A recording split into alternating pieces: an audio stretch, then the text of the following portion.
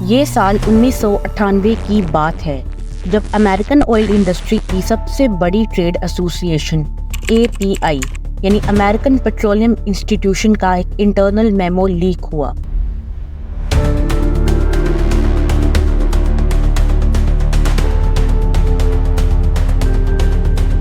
Union of concerned scientist اور green پیس جیسے بڑے اداروں کی منظم کوششوں سے لیک ہوئے اس سیکرٹ میمو نے پوری دنیا میں یکدم تہلکہ مچا دیا۔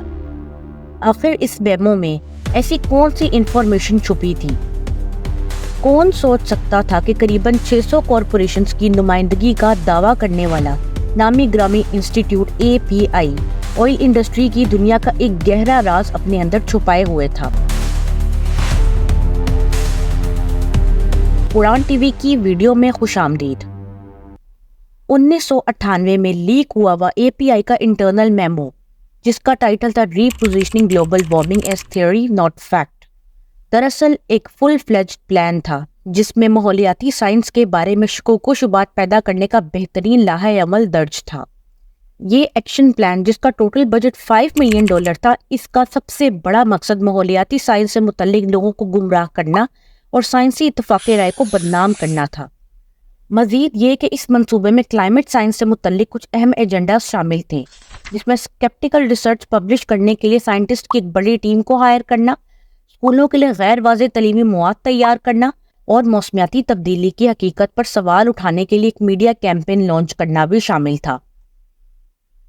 آئل انڈسٹری کی سوچی سمجھی دھوکہ دہی نے نہ صرف غلط معلومات کو ہتھیار بنا کر عوامی رائے کو تقسیم کیا، بلکہ ماحولیاتی تبدیلی کے خلاف ضروری اقدامات میں دہائیوں تک تاخیر کی۔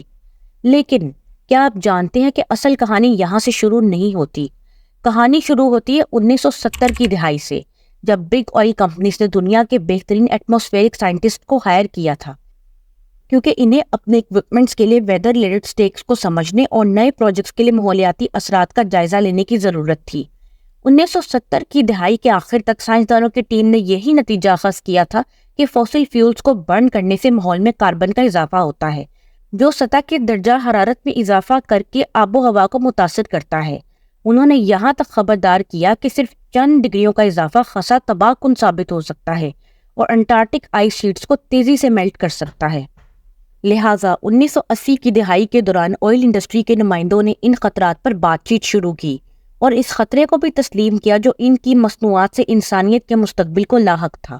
تاہم عوام کو متبنہ کرنے اور رینیویبل انرجی سورسز تلاش کرنے کی بجائے انہوں نے تیل کی پیداوار کو دوگنا کر دیا، یہاں تک کہ 1980 کی دہائی کے آخر میں جب سائنسدانوں نے موسمیاتی تبدیلی سے متعلق خطرے کی گھنٹی بجائی اور حکومتی کارروائیوں کا مطالبہ کیا تو انہی آئل انڈسٹریز کے ریپرزینٹیٹیوز نے سائنس کو بدنام کرنے کے لیے کئی دہائیوں پر محیط PR کیمپینز کا آغاز کیا، اور ایسی PR فرمز کا انتخاب کیا گیا جنہوں نے پہلے ٹباکو انڈسٹری کو پروموٹ کرنے کے لیے عام عوام کو گمراہ کرنے میں مدد دی تھی۔ اس کے ساتھ ساتھ آئل انڈسٹریز نے براہ راست سرکاری حکام کی لابنگ کی اور خفیہ مالی امداد کے ذریعے سے گلوبل کلائمیٹ کولیشن جیسی درجنوں تنظیمیں قائم کی، جن کا کام موسمیاتی تبدیلی سے وابستہ سائنسی اتفاق رائے کو غیر واضح ظاہر کرنا تھا۔ ان آئل انڈسٹریز نے کولڈ وار سے لاحق مسائل کو بھی اپنے حق میں استعمال کیا، جس میں حکومتی ضابطوں کو سوشلزم کے مترادف قرار دیا گیا، اور جس لمحہ دنیا اس پر آواز اٹھانے کے لیے تیار تھی، آئل کمپنیز نے بڑی شفافی سے گفتگو کا اصل رخ سائنس سے ہٹا کر آزادی کے تحفظ جیسی بحث میں تبدیل کر دیا۔ 2001 میں جارج بش کے صدر بنتے ہی آئل لابسٹ نے انتظامیہ کو ایسے عہدیداروں سے ریپلیس کر دیا جو انوائرمنٹل ریگولیشنز کے سخت خلاف تھے۔ مزید یہ کہ بش ایڈمنسٹریشن نے امریکہ کو کیوٹو پروٹوکول سے باہر دھکیلا تو اس کی انتظامیہ نے اس ڈیسیجن کا سارا کریڈٹ گلوبل کلائمیٹ کولیشن کو دیا۔